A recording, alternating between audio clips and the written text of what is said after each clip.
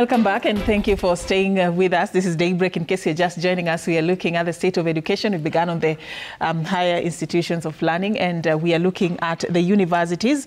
And we were just scratching the surface. Before we went on break, we had been analyzing how we got here. And of course, Mheshimiwa Nabwera cut you short.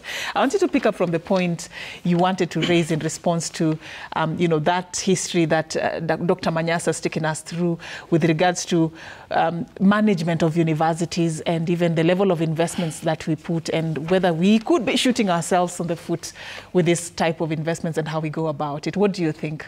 First of all, it is true there was a need to review. That is not arguable. There was need to review the approach to funding of university education, or the need to review the funding of education of a student in the university. That's not arguable. Why was there a need? Number one is that over time, the money provided for funding students at the university was not adequate for any reasonable education in a public university. And I use the word reasonable because, if the university does not get enough money for tuition, they will give anything and call it education. And that's what we want. We want quality education. And then secondly, by virtue of the population and the demands of new courses in the university education that have different costings, it was necessary to review the funding model. But then, why is it that we never prepared for this? That should be the question. Why are we looking like we never knew we had children in school and we didn't have their numbers? So one morning we wake up and we have 100,000 or 150 or 200, like the one which is coming, 239,000, ready to go to university. I agree with Dr. Manyasa entirely. The first problem is that the universities themselves, their governance collapsed in between. Or they decided that let us live today, tomorrow it will take care of itself.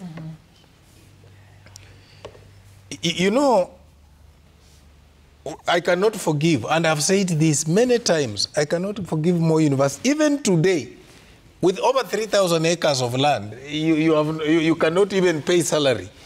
I cannot give Egerton. Egerton was the epitome of agriculture in Africa. Egerton attracted the highest amount of research money when Musangi was there. All this yogurt nonsense in this country came from Egerton. Anyway, even Brookside got the people who are doing the thing in Egerton and employed them. Now, Egerton itself cannot produce now even a liter of yogurt. What does that mean? What that means is this: that at government level, the people who are supervising education went to sleep. At university level, the people who are managing education had their own, and I agree with Dr. Manyasa. I can tell you, one time, a university where I went to, they had so many students on PSP, private sponsored, that they were even buying things in a university in Eldoret coming to buy a campus in Nairobi here, which they are now unable to sustain. They went and bought land which they did not require. They were unable to use the land in Moi University campus. They went and bought another land in Kitale. And which they could not use. And if you look at their investment during the period they had money, it does not amount to where we are today. However, the people to blame here are the economists at the Ministry of Education and the economists at Treasury. You need to plan for the country. You must foresee. You must foresee and say, look, this economy can take so much in terms of public university. Right now, I hear people saying every county should have. Now, the ones we have are struggling. I say the heritage of Kenya, University of Nairobi, is the educational heritage of Kenya, is struggling. And you are telling me you want to go to a small county which has a problem in sustainability, you want to go and start another public university there. The question I ask economists in this country, how much can the economy of Kenya sustain in terms of public university? Right. Good question. And Professor Okeyo, I don't know what your thoughts would be on the black spots that have been casted on the management of universities. I know you come from a different context, but also just to weigh in on your thoughts, because it seems like we could be talking about funding, but that's not the only problem that we should be talking about. Let's talk about how the funds are managed. And that really falls into your doorstep. Thank you. Thank you very much, Seraphine. And I appreciate the sentiments expressed by my colleagues here, Dr. Mnyasa, Honorable Nabwera. In economics, and Dr. Honorable Nabwera has mentioned, there is the equation in economics that is called supply and demand. And that is what should be looked at when a service is being introduced or when a product is being introduced. You need to look at, before you supply that product, what is the demand level? And that then we should tell you how much of that product to produce in the first place. What type of product you're supposed to produce, and so on and so forth. I'm using this example to kind of weigh in on the need to have so many public universities, and so many universities in general, because even on the private university sector, where I come from, we are about 34, 35 odd number of private universities, and about 40 or so public universities. So we have a total of about 74, running between 74 and 80 universities in Kenya for such a small economy. The question that comes to mind, does the demand level require that level of supply? So you're saying we have more universities than we need? Definitely we have more universities than we need. Yeah. And during the late Professor Magoha's stint at Education Ministry, he actually came up with a program on how to merge the universities. And even, discontinue some of them, which were not having enough students, which were not having enough, not being relevant in the economy, enough lecturers, and which were not even able to pay, for the services that they were rendering. So there was need to balance the demand and supply. And to the extent that, the universities have kept on mushrooming, and there's now the element of mismanagement or lack of, proper governance and management that has crept in.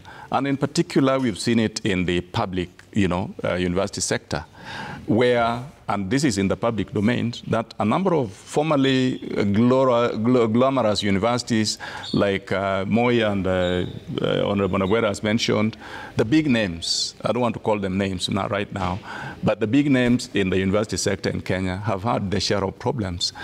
And mostly it points down to the way they are structured, the way they are governed, the way they are managed, the resources that they have.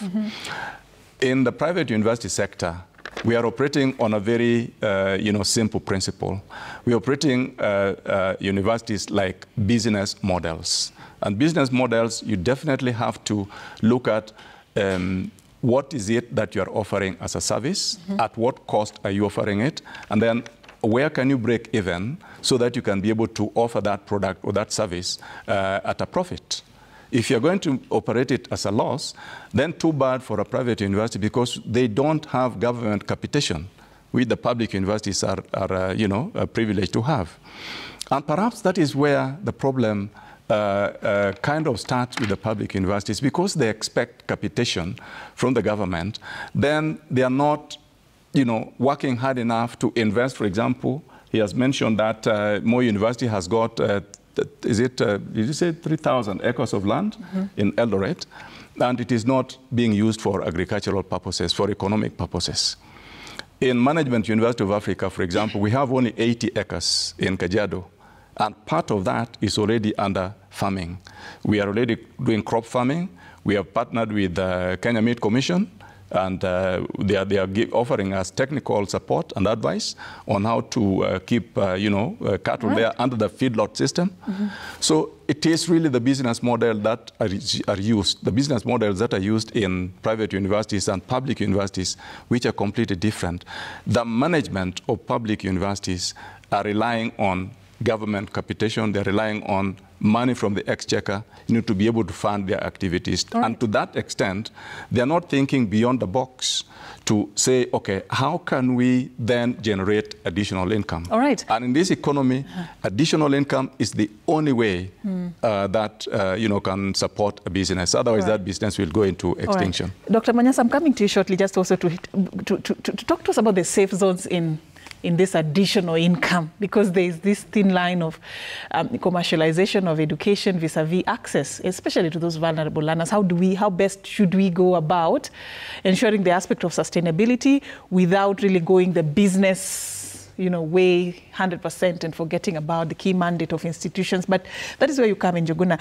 If you look at the balance that should be there in terms of funding education, there is the institution, the ability to generate funds like Prof and even Mheshimiwa is talking about, and there is the learner and the ability, the match that they can be able to pay to the institution to be able to keep it going. Plus there is the government that comes as sort of like support, injecting funds to, it's a three-pronged kind of an arrangement. I want you to talk to me about how best that can also be utilized to be able to assist in ensuring that we do not lock out the ones who cannot be able to access education just because we've made education too expensive.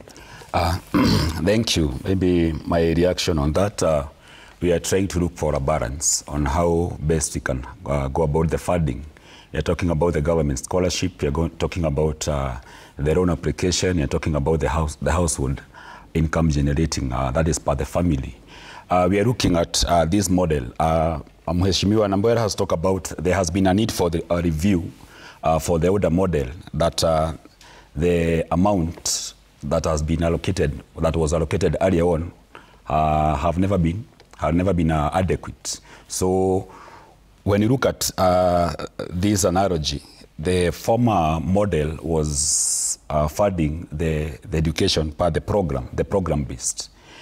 The current one, we are talking about the financial need of the student versus vis-a-vis the program in question.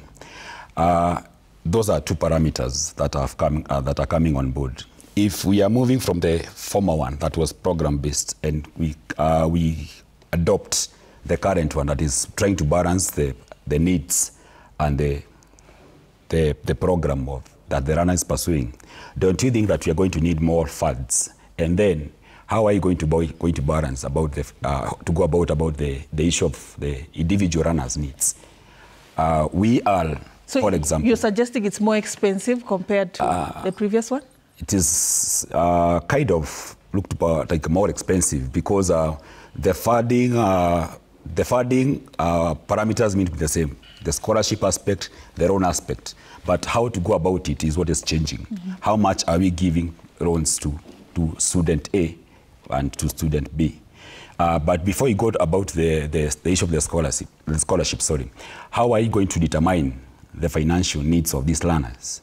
That I coming from a certain geographical location, that my financial needs is more as compared to another student coming from financial geographical area. So that was supposed to be captured by the means testing instrument. Yeah. Which I don't know. So many people have poked holes into. Actually, if I may just make a comment, in terms of being more expensive or not being more expensive, the old funding model, that is the DUC, was actually more expensive for the government than the new funding model, for a simple reason that the government was giving, was funding courses to all the students who are doing the same course at the same level, at the same cost, at the same funding level. And there was no discrimination. The new funding model now, there is a banding that is based on this band 5 all the way down to band 1.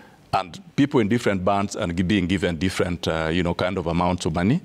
And then the ones in band 1 and band 2 are getting scholarships. So the government is actually spending less money in the new funding model compared to the old funding model. What about the learner and their family? So yes, of course, and that is where now so it's more expensive on... It is more expensive on the learner, yes. because now the learner is supposed to foot part and a larger chunk of, depending on the band at which they are, they're supposed to foot a larger chunk.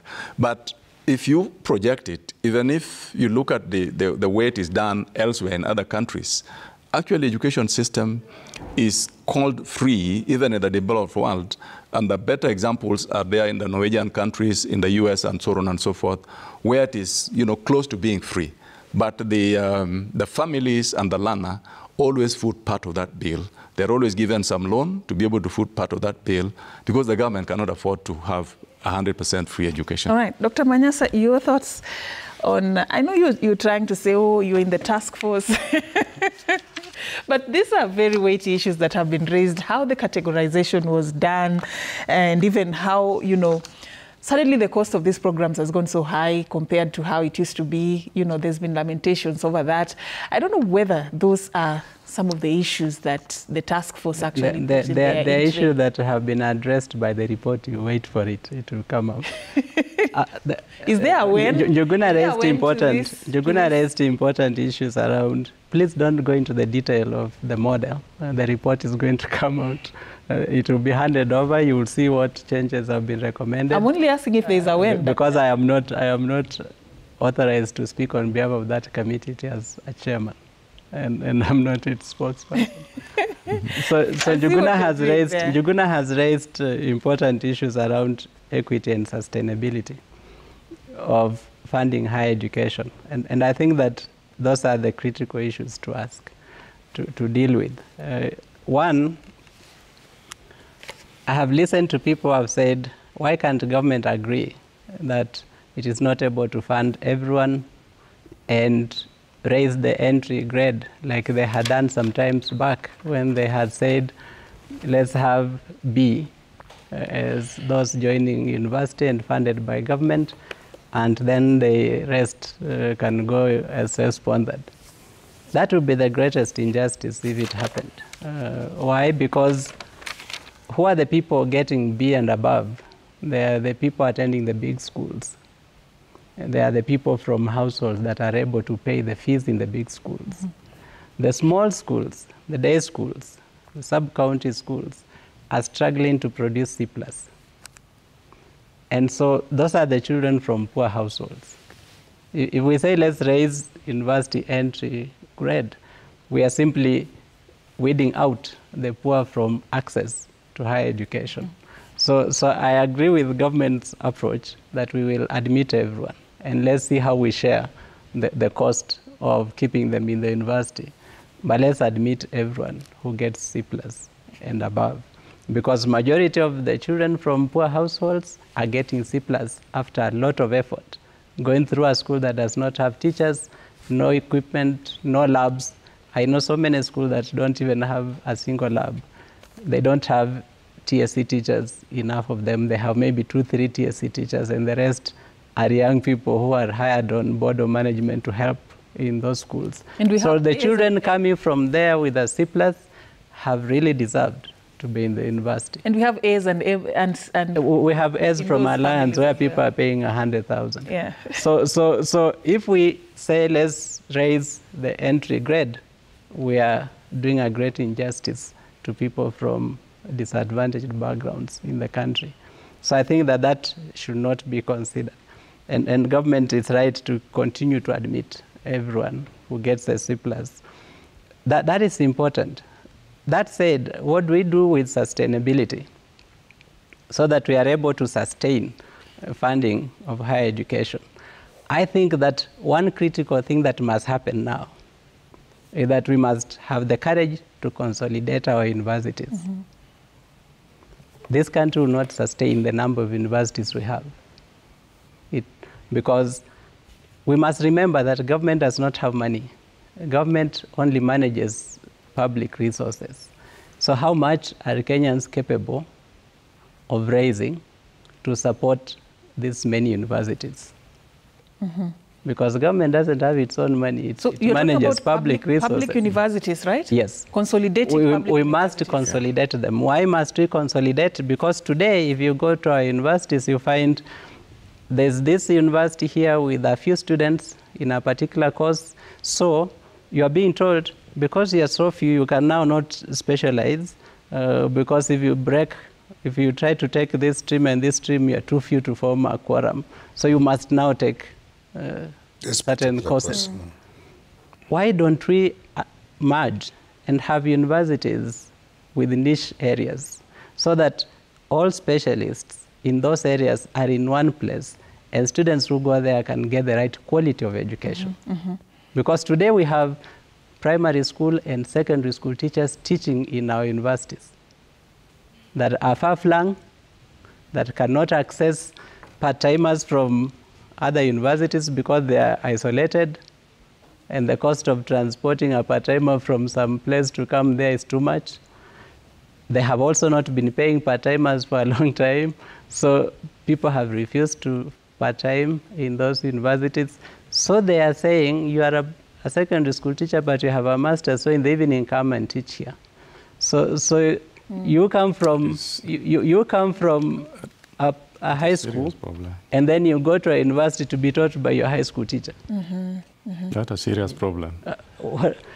So we have to agree that it is not possible to keep the number of universities. Keep the number of universities. Thirdly, on sustainability, we have to challenge our universities to understand that universities that have done well in the world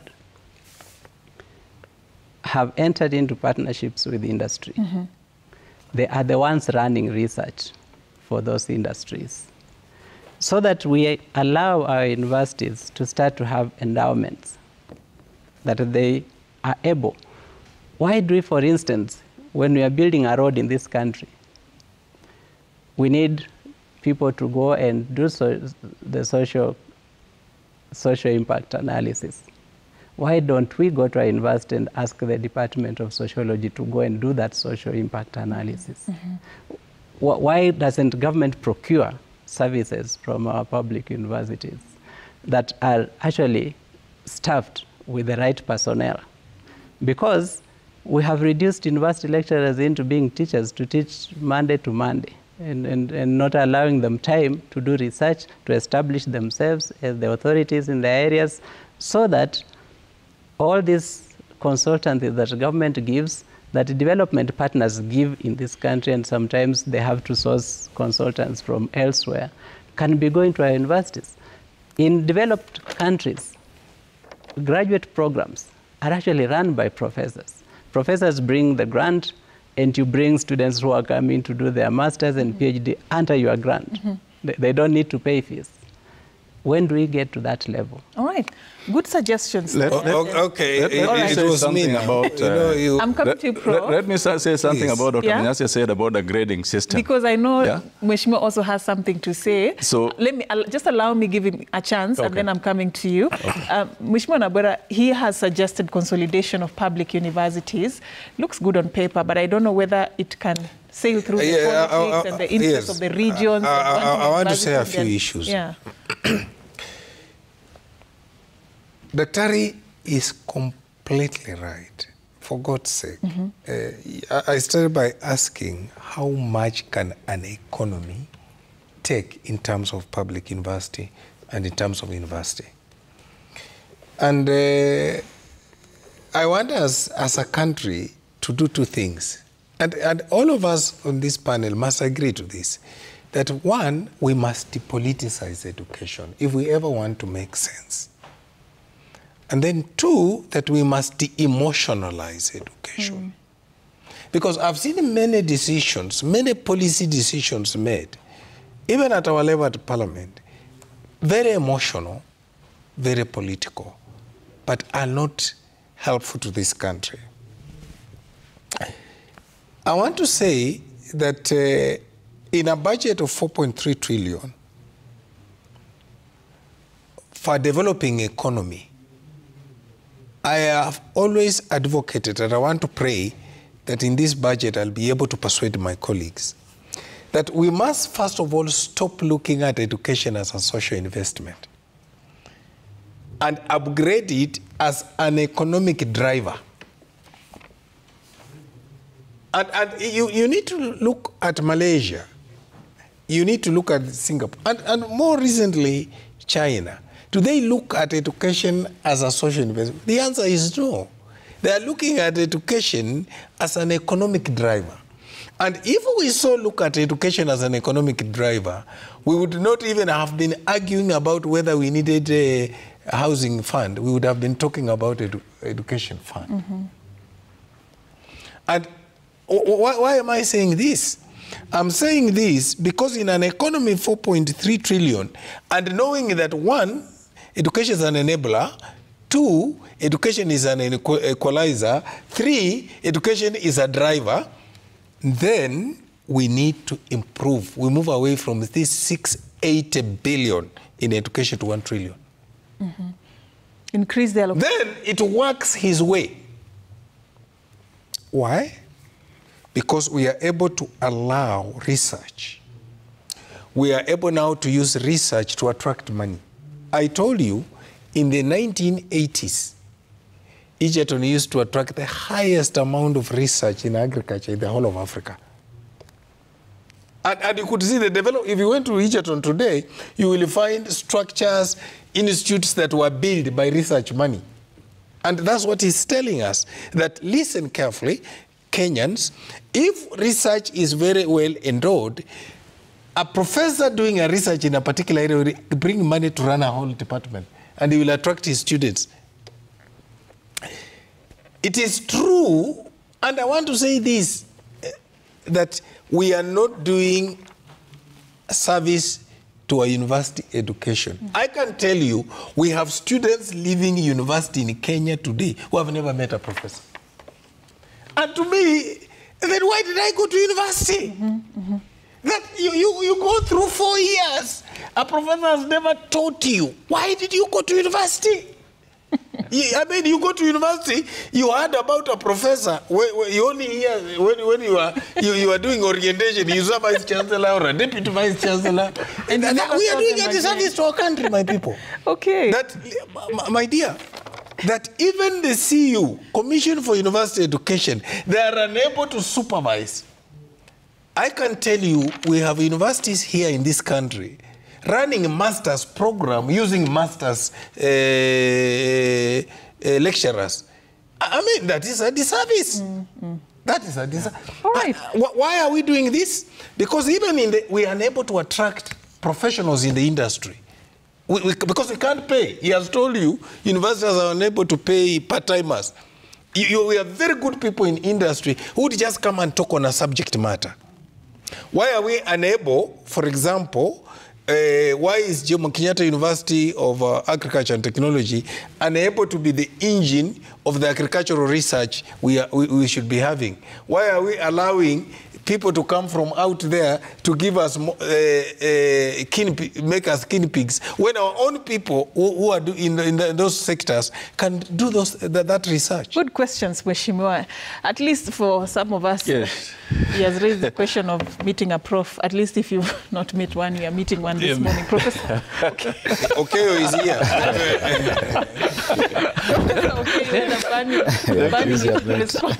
Thank you very much. Yes. Let me respond to two issues.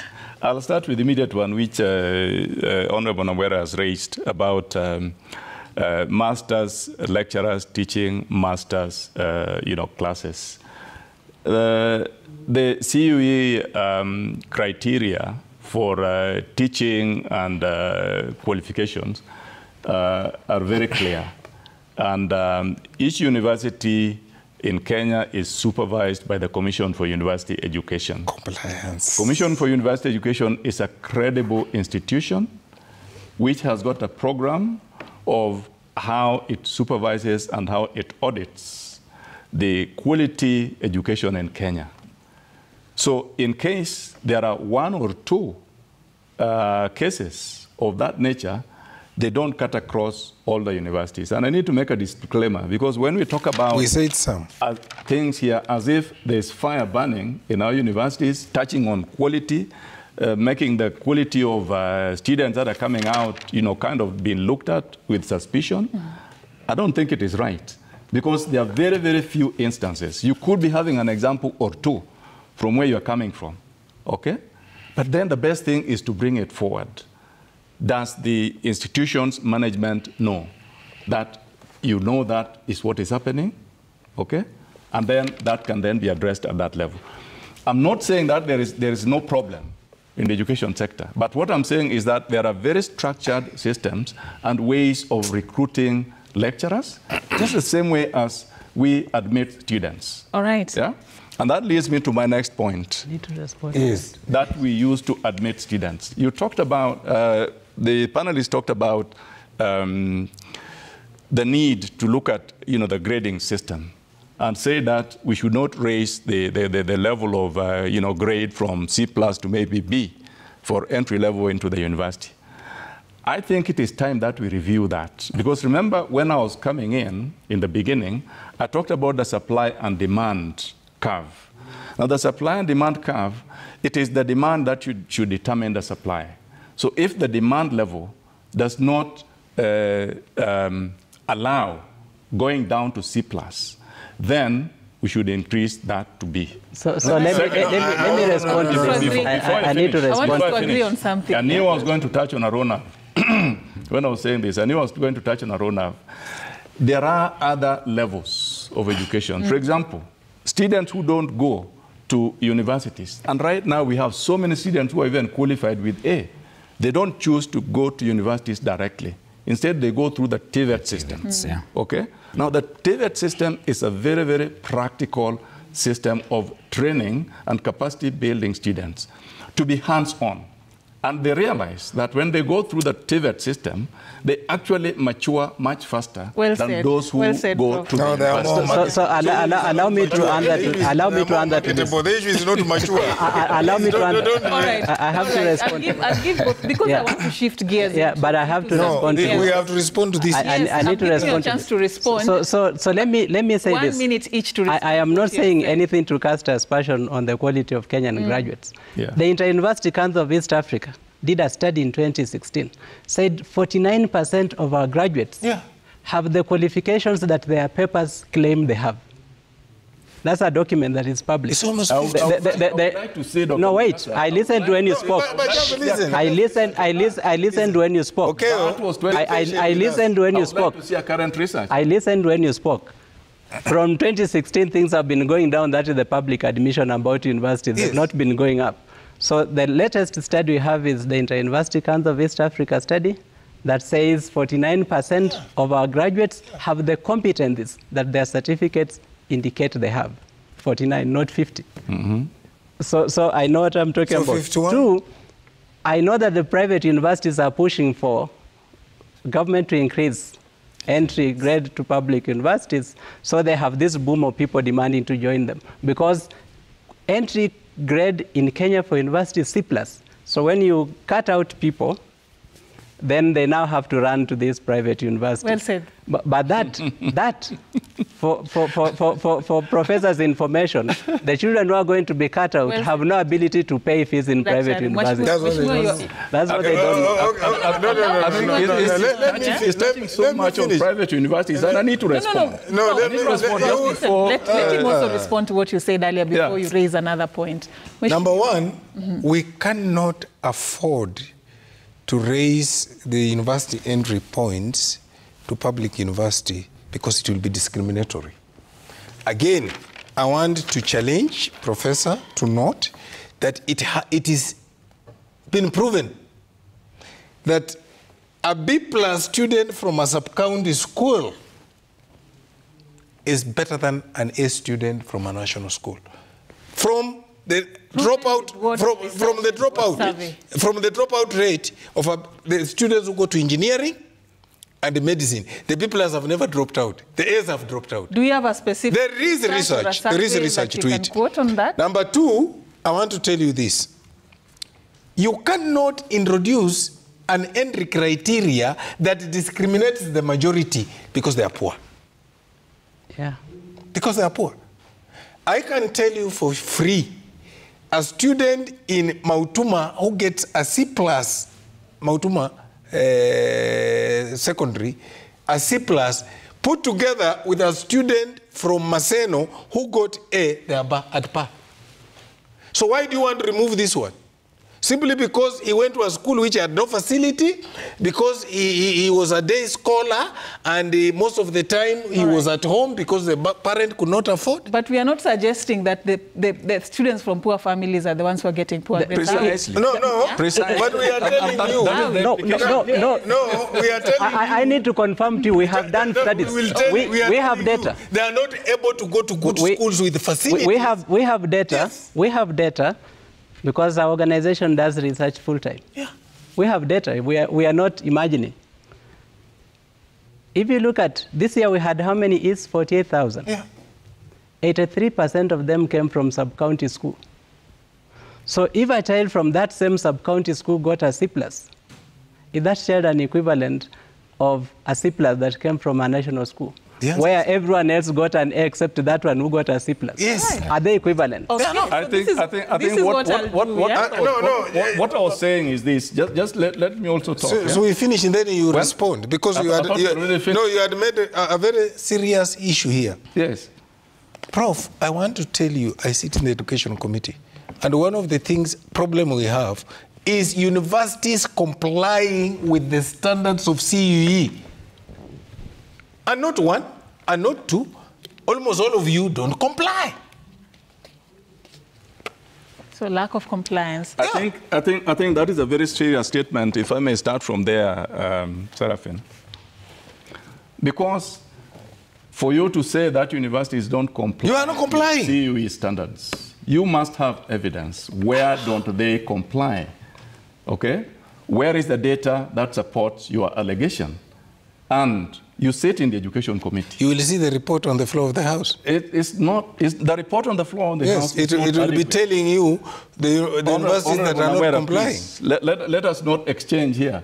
If you have credible information that there are universities which are not complying, that is a criminal issue. Where is your credible one that they comply? No. It's both ways. If you have report, where is yours? If you have report that they are complying, don't comply with CUE standards, then you take it to the court. Have you complained to CUE, for example? They know. Have they stopped? They know. I mean, have they taken action? CUE knows that they don't have capacity to supervise all the universities. They don't have capacity. The second issue that I wanted to comment on is when Dr. Manyasia said that private universities want grading system raised, entry level to the university raised, because they want to absorb the C+. Private universities are not dumping grounds. Let me say that. They have always admitted those who don't get posted by government. They are not dumping grounds. They have always admitted those who don't go. Best quality in education system. They have always admitted. And it is known that our quality standards. They have always admitted. They have always admitted those that are not higher blessed by gentlemen, compared to the ones which come from the public universities. Thank you, Prof. And there are very good reasons. Thank you, Prof, for saying that. With all due respect to all the students. C+ and above. Allow me now shift gears. There is a critical issue here. There's a critical issue here. There's also a critical issue that we need to discuss, and this is actually the future of education. We will not be here a few years from now talking about C+, A+, and all that, courtesy of the reforms that our education sector is currently going through. And one of the issues that when I was talking about the state of education was very pressing, and somebody actually requested that I do not leave this panel before we discuss is the future of education when it comes to transition to senior school. And I want us to just comment on it as we finalize, because it is like sort of like an elephant in the room right now. We have learners who are in grade 9. Nobody is having a conversation on how they will transition to senior school next year. Nobody has given us like a clear guideline, and that is the concern of many parents. And before we wind up this conversation, I want us also to comment on, what the future looks like for these learners, because this is actually the future students we are talking about, who we are talking will be in institutions of higher learning. And I'd like to begin with you, Njuguna, from where you sit. If you look at the state of affairs, tracking how the CBC program has been implemented from, the early years to now we are in the first cohort of grade 9. We have very few months left to senior school. Do you think we've covered the much ground that we need to cover to really prepare these learners for that transition next year? Thank you, Safin, for the same. I would say that CBC is another docket that needs to be addressed with urgency, if I can use the right terms, because we are in the 9th year of the implementation of the same, from the early years to the middle school upper to the current grade 9. Next year we'll be talking about senior school, that is the pre-career stage. Even before we go to the senior school stage, which are some of the challenges that are outstanding to the current day as we talk about the implementation? We are talking about the issue of infrastructure. We are talking about the issue of staffing. I was discussing the same with the professor before the session. And we're asking ourselves, are we, as a country, do we project our problems in advance? That is, do we plan in advance for these programs? Now that we are addressing grade 9 issues, when the grade 9 class is already here, is it the same the phenomena that is going to reoccur next year as you're talking about the senior school?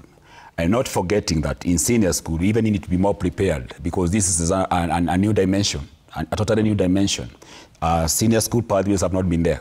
We are talking about the STEM schools are offering STEM pathway, school offering social sciences pathways, while other schools offering art and sports pathway. In the 844, they were not there. So this is another docket that the government needs to attend with a lot of caution and with a lot of preparedness. Because you mentioned issues that we are tackling in grade 9 while grade 9 are there, issues that we need to tackle, in senior school. What are these issues that we need to tackle before the senior school? Before the senior school, one, we are talking about the issue of staffing. Do we have enough teachers who have the capacity to handle senior school? And have these teachers been empowered in the same? Two, we are talking about the infrastructure. In our country, do we have enough schools, as per se, not per the number, equipped enough to offer the 3 pathways, the STEM, the social sciences, and the art and sports? We are talking about the parents as co-educators. Have these parents been empowered enough for them to chip in the matters of educations? Senior school is about career, pre-career. These children are joining senior school for them to progress successfully into the tertiary level, for them to progress into the world of work.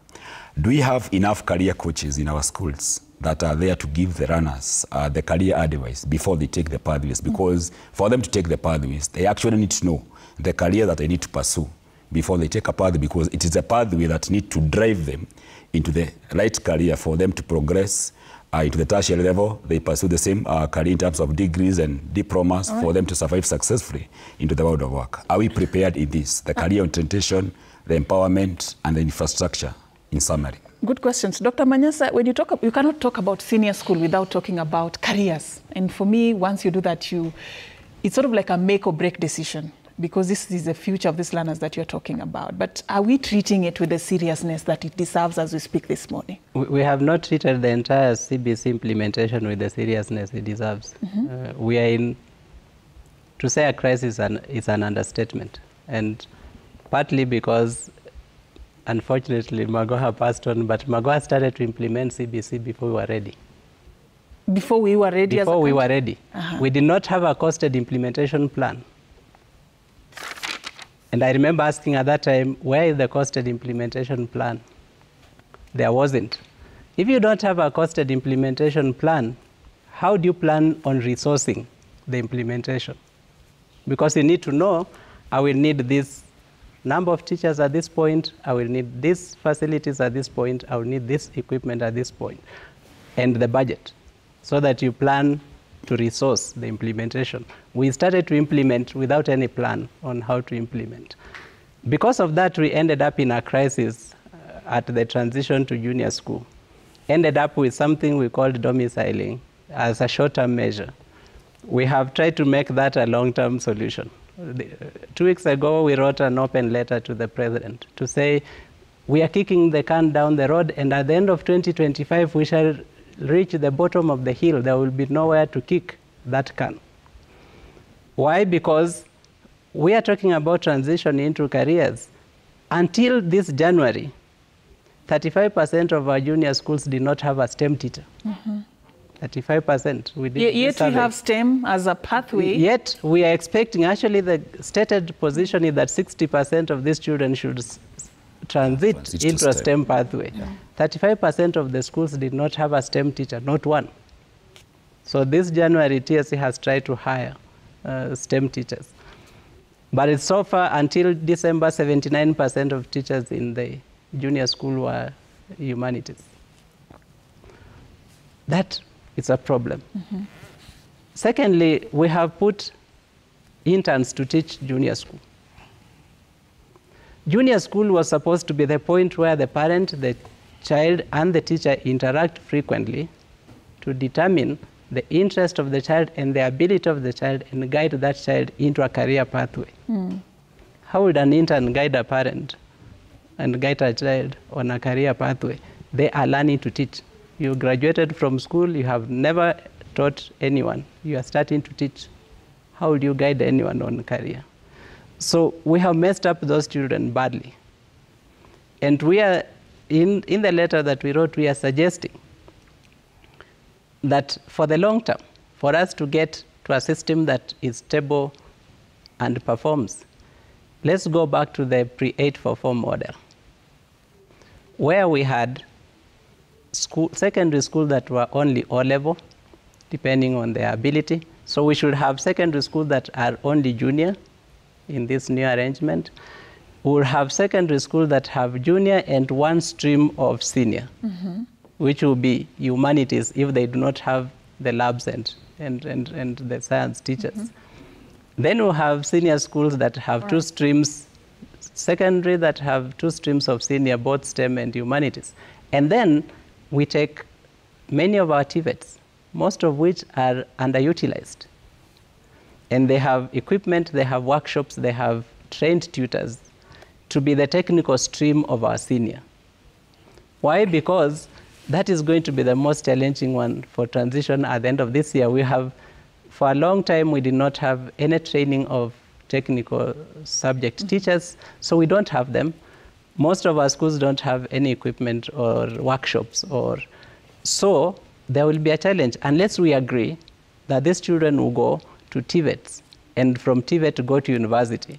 It will help us kill two birds with one stone by removing the negative image that has been associated with TVET as the place where people who have failed go. Because now there will be people coming from TVET to university, from the technical stream. That is what we proposed. All right. We are hoping there will be a conversation around that. All right. Mheshimiwa Nabwera also, as he says, we have messed up these children big time. And for me, this is a very serious statement. From where you sit, what do you think? Yes. This is an area of very strong feelings about and strong, very strong issues. Now, we cannot continue complaining. I want to start from there. We cannot continue complaining.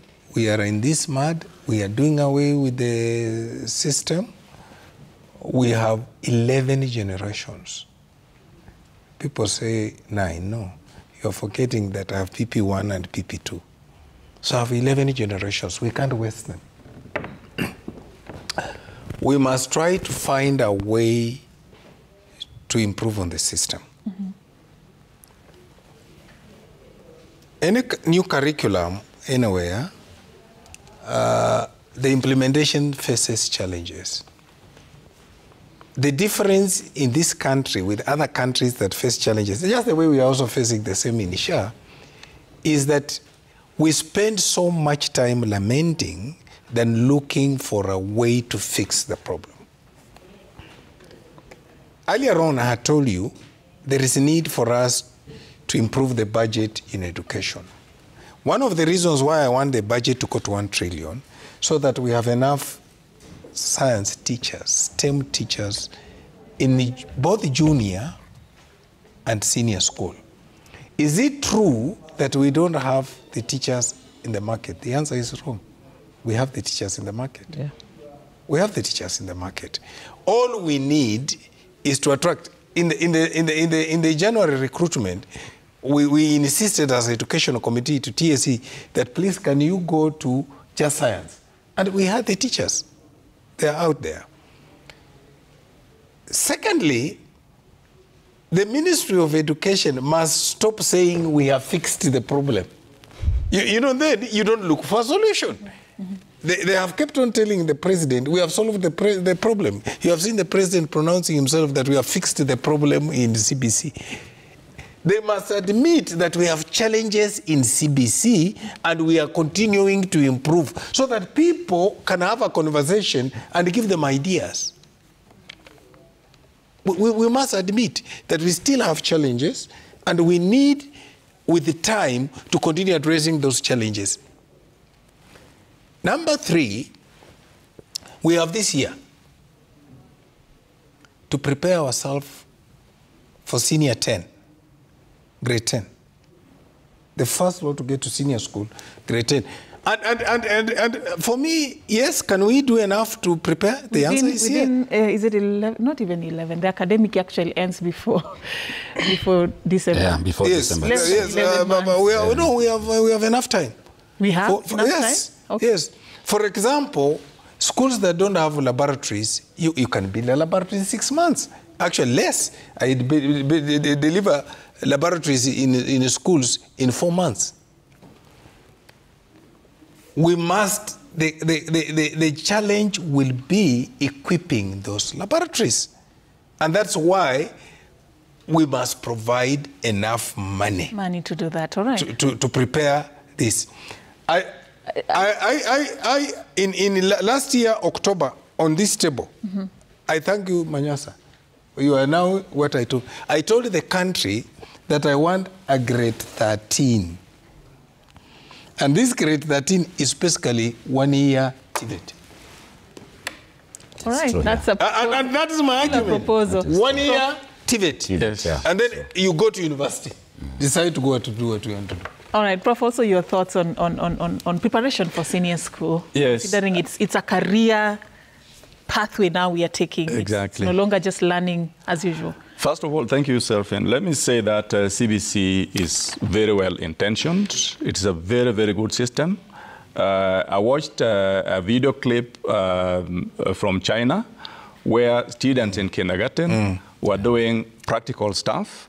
They were cooking. They were doing, very practical, things that would be done by kids who are way above them. And if that is what CBC is all about, it is very, very well intentioned. What we need to do now is to address the problems that plague the implementation process. And in any system, there is no one that is going to go very smoothly and then implemented without any problems. The problems have been identified. We need to address the issues of the resources that there's a disparity of resources. For example, a kid who is in CBC in Turkana, sorry to give Turkana as an example, it is way far away from Nairobi, is totally disadvantaged compared to one who is in Nairobi. So how do we make sure that there is equity in resource distribution? Secondly, we need to capacity build the teachers. Teachers are not adequately capacity built to handle CBC, so that.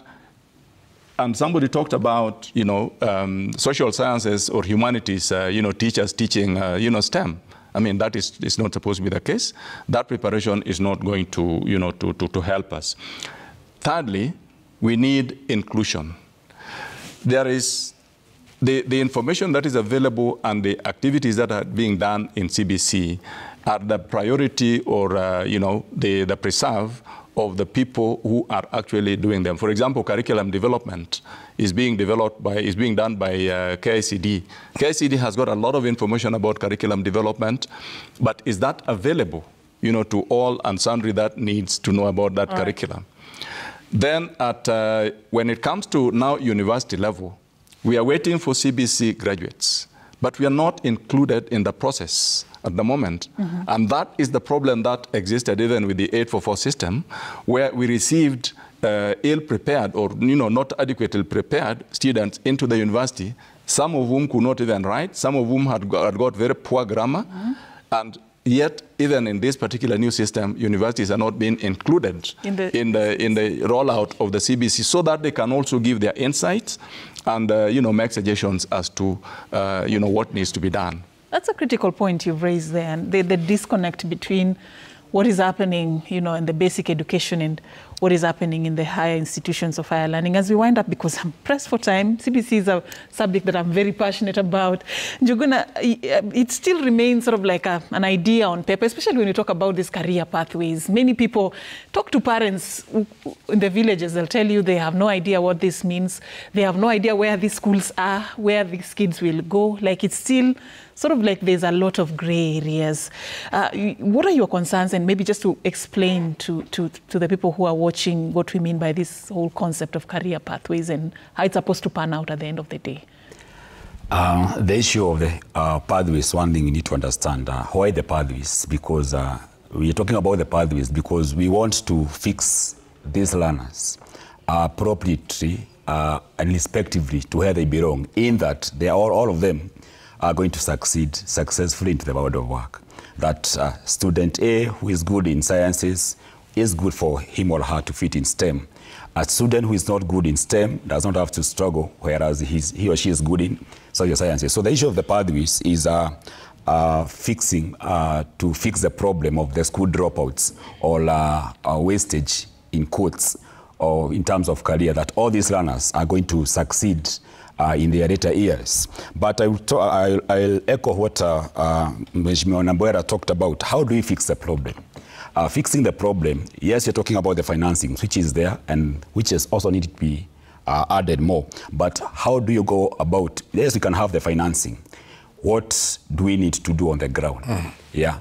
Do we have resource centers, like the way you're talking about the gravity resource centers? Can we have such centers in the country, in that in each and every county we can have a CBC resource center, or schools pooling resources together, that can have a school, center A, talking about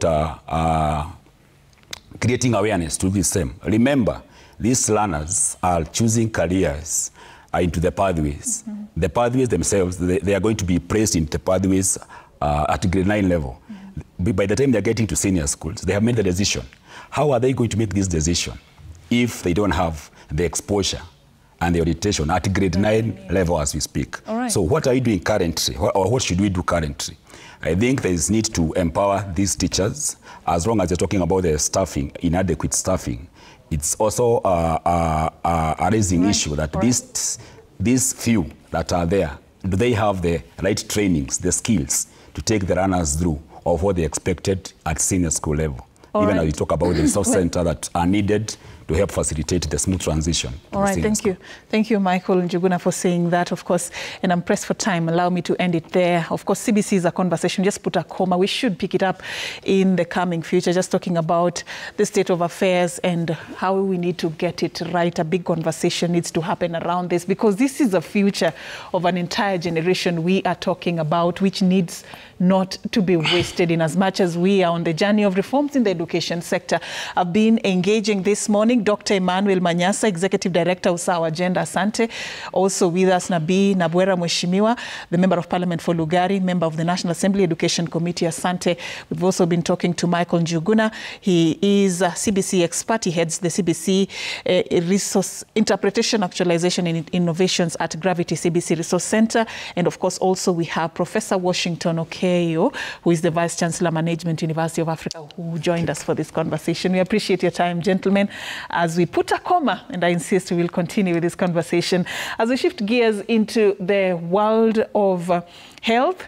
And we know that every 4th of February, there is the World Cancer Day, and we are going to be talking about that conversation shortly with a panel of 2, an oncologist and a breast cancer survivor who will tell us her journey, joining me shortly. But for now, allow us to take a very short break.